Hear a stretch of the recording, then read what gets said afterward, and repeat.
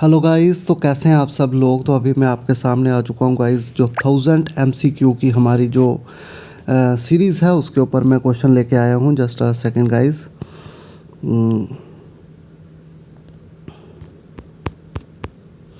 तो 1000 MCQ हम इस क्वेश्चन में जो है प्रैक्टिस करेंगे।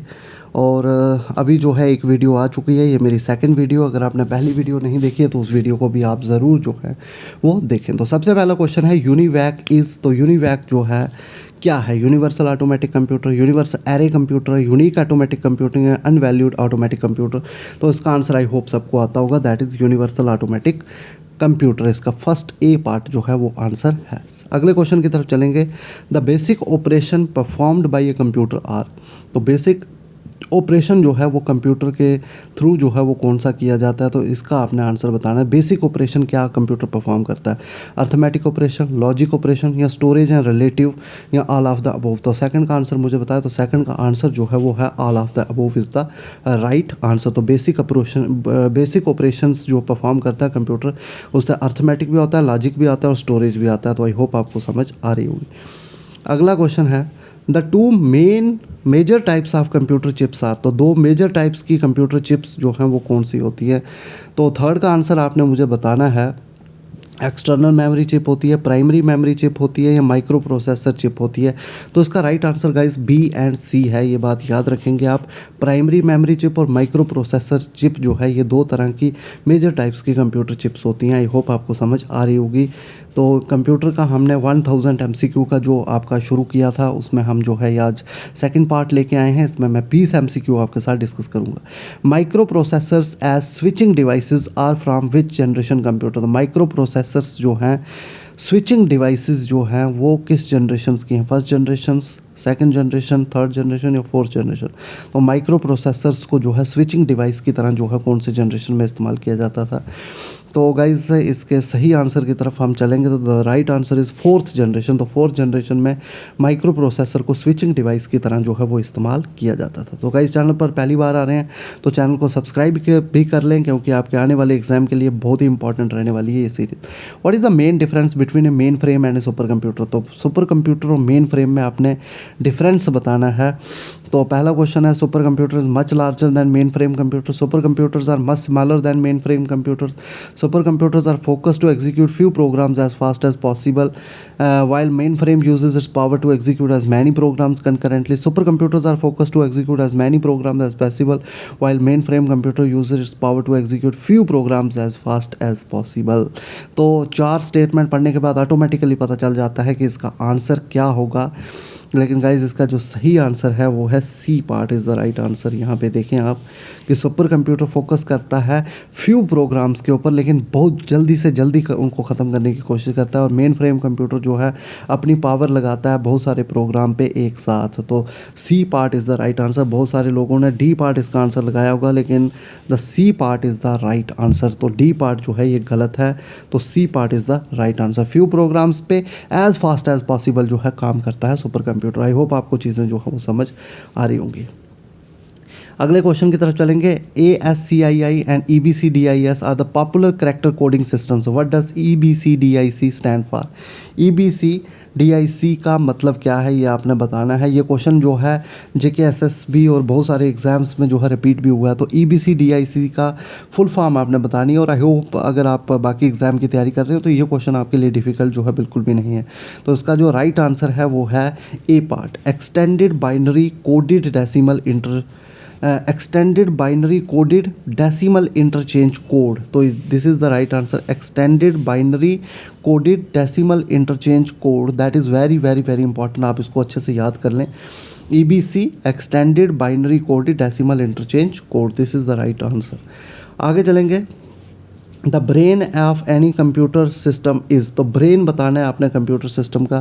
क्या ALU है, क्या मेमोरी है, CPU है, या कंट्रोल यूनिट है? तो ये बहुत ही ईजी क्वेश्चन है, आप जल्द से जल्द इसका आंसर जो है बताएं। तो CPU is the right answer. Brain जो है CPU को बोला जाता है। ये हम 4th 5th से इन क्वेश्चन को पढ़ते आ रहे हैं।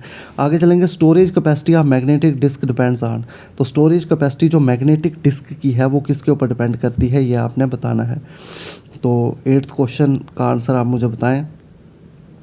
एट्थ क्वेश्चन का गाइस, स्टोरेज जो कैपेसिटी है मैग्नेटिक डिस्क की वो ट्रैक्स के ऊपर भी डिपेंड करती है, बिट्स पर इंच ऑफ ट्रैक्स के ऊपर भी, और disk pack and disk surface के ऊपर। तो all of the above of the answer रहेगा। तो गाइस ज़रूरी नहीं है कि पेपर में जो चीज़ें आपने पढ़ी हैं वही देखने को मिले।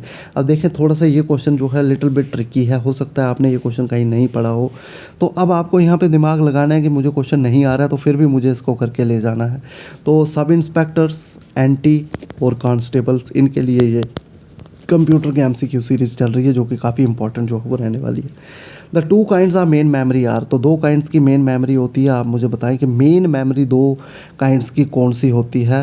तो बहुत सारे लोग बोल रहे होंगे जी प्राइमरी एंड सेकेंडरी, तो ये आंसर गलत है। इसका राइट आंसर जो है वो है रोम एंड रैम। तो रोम और रैम जो है ये दो तरह की मेन मेमोरी है, to kinds of main memory जो है उसमें आती है रोम एंड रैम। आगे चलेंगे, कभी कभी बहुत बेसिक क्वेश्चन होता है लेकिन आप उसमें गलती कर देते हो, तो इसलिए ये गलती नहीं करनी है। Storage area use to store data to a compensate for the difference in speed at which the memory units can handle data is. तो इसका आंसर आप मुझे बताएं। बहुत ही एक स्टोरेज एरिया है जो कि स्टोर करता है डाटा को कंपनसेट करने के लिए, ताकि स्पीड में जो डिफरेंस है यूनिट्स की वो ना आए। तो बताएं इसका 10th का आंसर जो है आपको क्या लग रहा है। तो गाइज़ ये मैं आपके लिए छोड़ रहा हूँ, आप कमेंट सेक्शन में इसका आंसर बताएं। बहुत ही इंपॉर्टेंट है, बहुत ही इंपॉर्टेंट है। अगर आपने अच्छे से पढ़ा है कंप्यूटर को तो ये क्वेश्चन आपको आना चाहिए। तो कमेंट सेक्शन में इसका आंसर जो है आपने बताना है। Next, computer is free from tiresome and boredom we call it. अगर कंप्यूटर जो है वो फ्री है, आपको पता है कि कंप्यूटर थकता नहीं है, बोर नहीं होता है, तो क्या कहेंगे इसको आप? डिलीजेंस कहेंगे, वर्सटैलिटी कहेंगे, रेलिबिलिटी कहेंगे, या एक्यूरेसी कहेंगे? तो 11th का आंसर मुझे बताएं। तो उसका सही आंसर है डिलीजेंस। डिलीजेंस जो है, कंप्यूटर बहुत ही डिलीजेंस के साथ काम करता है, बिना थके और बिना बोर हुए। आई होप आपको चीज़ें समझ आ रही होंगी। 12th का आंसर आप मुझे बताएं। Integrated circuits are related to which generation of computer? IC circuits. ये तो मैंने अभी आपको फर्स्ट पार्ट में भी ये क्वेश्चन करवाया है, यहाँ फिर से रिपीट हुआ है कि आईसी सर्किट्स जो हैं कौन सी जनरेशन के साथ बिलोंग करती हैं। तो ये 3rd जनरेशन के साथ इंटीग्रेटेड सर्किट्स हैं। फिर very large scale integrated circuit आपको देखने को मिलेंगी 4th जनरेशन में, और ultra large scale integrated circuits आपको देखने को मिलेंगे 5th जनरेशन में। C D ROM is a 13 का डी पार्ट। यहाँ पे सी डी रोम क्या है?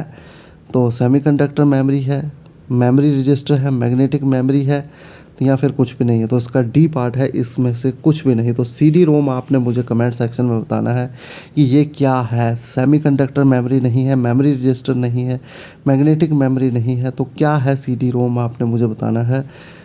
तो बहुत ही आसान है, अगर आपने मेमोरी वाला यूनिट पढ़ा है तो आपके लिए याद रहेगा। थोड़ी सी हिट दे देता हूँ, ऑप्टिकल, तो यहाँ से ज़रूर आपको जो है याद आ जाएगा। आगे चलेंगे, नेक्स्ट है हाइब्रिड कंप्यूटर की तरफ चलेंगे। हाइब्रिड कंप्यूटर क्या है?